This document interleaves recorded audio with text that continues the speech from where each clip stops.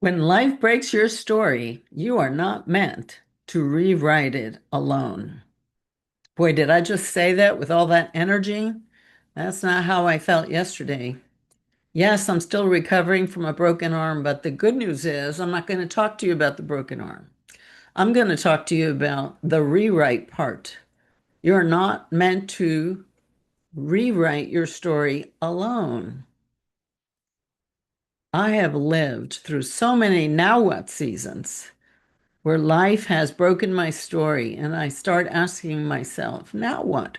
Who am I in this new version of me? Am I still me? I'm here to tell you today that I am still me. My story is being rewritten, and I'm being humbled in ways I did not expect. Welcome to those that have not met me before. I'm Maggie Sabatier Smith, normally known as Coach Maggie. I'm also known as Magali Caridad, which is the name of this channel. One of these videos, I'm going to explain to you why my birth name is the name of this channel. For now, let's just talk about the story rewritten. First of all, I was wondering, what am I going to talk about in this third video on my new channel? And as I was staring at the channel and the banner I made a year ago, the title of that banner, When Life Breaks Your Story. Wow, that was perfect. Life did break my story, and it happened between video one and video two. Not meant to rewrite it alone. Here's the first lesson I've learned on this journey: dependence on others. Dependence is not defeat. For those of us who have been notoriously independent, we pride ourselves in our ability to get things done and to do it ourselves. We love nurturing and encouraging other people. We do that from a place of strength. And our persona is that of a person who shows up strong and courageous, all those good things, the overcomer. I mean, we even have a song out there about overcomer, and we're proud of it. But pride comes before the fall. And oh boy, pardon the pun. I have had to depend on other people. I can't bathe by myself. I can't put this shirt on by myself, even though it's got buttons everywhere. I can't do it. I'm right-handed. I'm learning to work with my left hand. The mouse and I are one. I play spider solitaire with it, and that helps me learn how to use the mouse with my left hand. I have to wait for it, wait for it, wait for it. Learning how to do things differently. But here's what I really am humbled by. I can't take a shower by myself. I've had to allow home health aide to come in and help me with that. Can't shampoo my own hair and can't put on my own earrings. And if you know me by now, earrings are important. Actually, these are the only clip-on earrings I own, kind of a Christmassy theme. Isn't that good?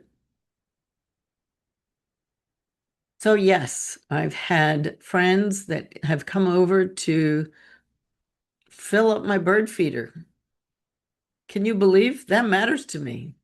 I could sit here working in my office and my eyes wander out the window and I go, oh, look, a bird. Oh, it's Paco, the cardinal, or it's Walter, the mourning dove. I've named them. Can you believe it? This entertains me. It gives me joy. It gives me pleasure. I can just, oh, look, a bird, and I just go out there. Oh, look, a squirrel who thinks he could get to the bird feeder. Not going to happen. That gives me joy. So something as simple as fill up the bird feeder matters tremendously to me. And then there was my friend who came over and actually cooked a meal here for me. It was so delicious. I was able to sit by the kitchen door and talk to her while she cooked. It was beautiful. I happen to have a friend who's an occupational therapist. How handy is that right now? She is a blessing. And it's funny because I've been her mentor and now she's mentoring me. I've had to receive from her. And she texts me every day to make sure I'm okay. She helped me put my blouse on, suggested this new, oh, how do I show you that? I can't lift my arm, but I have a different kind of sling on that is not as uncomfortable. So many have come to just bless me. It's humbling. It's humbling to watch somebody sweep your living room while you're sitting there. It's humbling to sit here while someone's cleaning your bathroom. It's humbling. And it's so, how can I say it? It's so much grace. It's so much of God's grace, His hand in my story. The simple things in life are not that simple when you can't do them. They're huge. But let me tell you one thing that I've learned or explored. Fear tries to creep in. Fear tries to tell me that that's it. You're now a dependent senior. I've been a senior for a few years. I don't see myself that way. And I think if I interviewed those of you that are in the senior category, you might say the same thing. You might say that you just don't think that way. My son will be 58 this year. Oh my gosh, he's a senior. I just can't believe that. But there is a fear that shows up or tries to take over for you as you age, and that is the fear of having to depend on other people, the fear of loneliness, the fear of not mattering. That's the biggest fear I have. What if I no longer make a difference? What if I am somewhere hidden from those that I feel called to minister to and I can't make a difference in their lives? That's my biggest fear.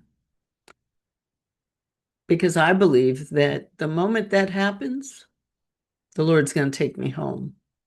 And I'm okay with that. I know where I'm going. But while I'm still breathing, I want to make a difference. So these are some of the subtleties that are taking place in my story. I tell you, the other thing I'm learning is how not to let my eyes wander. Hopefully, this video is better than the first two. I'm used to speaking to larger audiences, so my eyes go from side to side as I look at the audience. But right now, I am looking straight at you. So hopefully, I'm not wandering. Hopefully, I'm not looking up as I think about what I'm going to say next. Because it's important to me that I convey to those of you who are going through a now what season. Is that you? Are you finding yourself wondering who you are in this season? Have you trying to regain your sense of who you are, your sense of purpose, your sense of identity? How easily we forget how powerful our uniqueness is.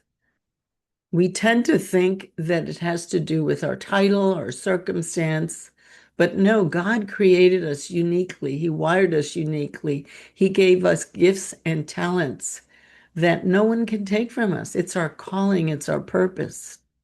And even if you're not sure of what your purpose is, as I shared in my first video, just show up. Show up. And the more you show up, the more you will find your you, the more you will identify with who you are and why it is you need to show up and for whom.